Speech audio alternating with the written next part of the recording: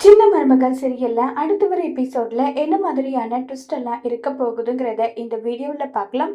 ராஜாங்கம் சொன்னபடி சேது யோசிச்சு பாக்குறாங்க. தமிழோட நிலைமையில ஒருவேளை நம்ம இருந்திருந்தா என்ன பண்ணிருப்போம்னு சொல்லிட்டு சேது யோசிச்சு பார்த்துட்டு தமிழ் பண்ணதுதான் சரி, என்னுடைய சின்னம்மா செஞ்சது தப்புன்றத சேது உணர்ந்துடுறாங்க. உடனே சேது தமிழுக்கு கால் பண்றாங்க. சேதுவோட போன் வரத பார்த்ததும் தமிழ் என்ன விஷயம் சொல்லிட்டு கேக்குறாங்க. என்னை மன்னிச்சுட்டு, நானும் ஏதோ நீ வீராப்பாக்கு இப்படி பண்றேன்னு நினைச்சிட்டு இருந்தேன். என்னுடைய அப்பா எனக்கு சொல்லி புரிய வச்சாரு. அதுக்கப்புறம் எனக்கு புரிஞ்சது, என்னுடைய சின்னம்மா உன்கிட்ட நடந்துகிட்டதும் உனக்கு தெரியாம அழகுற தூக்கிட்டு போனது ரெண்டுமே தப்பு. நான் என் சின்னம்மா கிட்ட சொல்லி அவங்கள கண்டிக்கிறேன். இனி இப்படி ஒரு தப்பு நடக்காதுன்னு சொல்லி சேது தமிழ் கிட்ட மன்னிப்பு கேக்குறாங்க.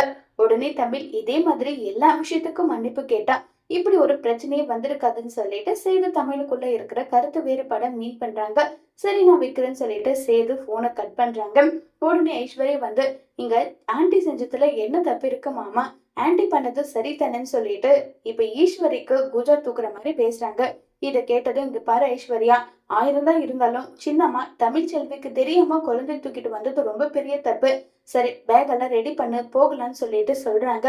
மாமா இப்பதான் நம்ம கூட மீனாட்சியும் இல்ல, வேணும்னா எல்லாரும் கிளம்பி போகட்டும், நம்ம 2 பேர் மட்டும் இங்க இத ஒரு சின்ன ஹனிமூனா நம்ம பிளான் பண்ணி நம்ம 2 பேரும் சந்தோஷமா ஜாலியா இங்கே இருக்கலாம்னு சொல்லிட்டு திரும்ப திரும்ப பேசுறாங்க.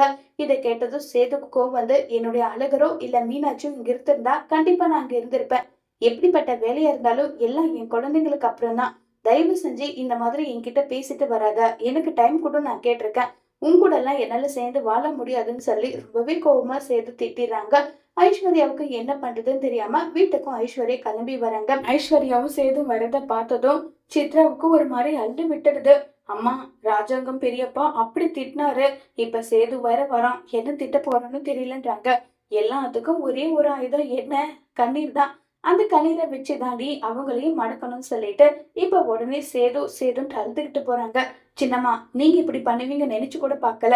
இங்க பாருங்க சின்னம்மா, நான் பயங்கர கோபத்துல இருக்கேன், தயவு செஞ்சு என்னை டிஸ்டர்ப் பண்ணாதீங்கன்னு சொல்லிட்டு சேது கோவமா அங்க இருந்து கிளம்பி போறாங்க.